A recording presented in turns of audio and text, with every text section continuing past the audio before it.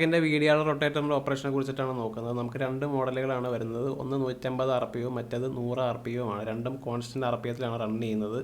അപ്പോൾ ഇതിനകത്ത് 50 മിനിറ്റ് ടൈമറും വരുന്നുണ്ട്. മെഷീൻ ഓൺ ആക്കാനായിട്ട് ആദ്യം പവർ സോഴ്സിലേക്ക് കണക്ട് ചെയ്യുക. അതിനുശേഷം ഇവിടെ ഓൺ ആക്കുക. അത് കഴിഞ്ഞിട്ട് നമ്മൾ എത്ര മിനിറ്റാണ് വെക്കേണ്ടത് ആ മിനിറ്റിലേക്ക് വെക്കുക. നമുക്ക് 5 മിനിറ്റ് ആണെങ്കിൽ 5 മിനിറ്റിലേക്ക് റൊട്ടേറ്റ് വെക്കുക എന്നുള്ളതാണ്.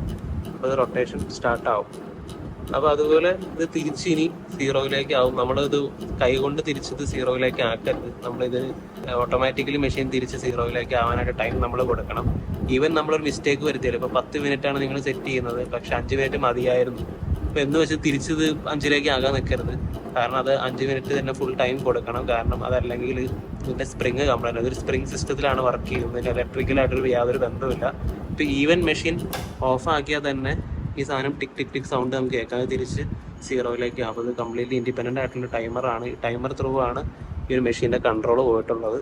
അപ്പോൾ അതുപോലെ തന്നെ റൊട്ടേറ്റ് ചെയ്യുന്ന സമയത്ത് നമുക്ക് ഈ ഒരു ലൈറ്റ് ഇവിടെ ഓൺ ആവുന്നതായിരിക്കും.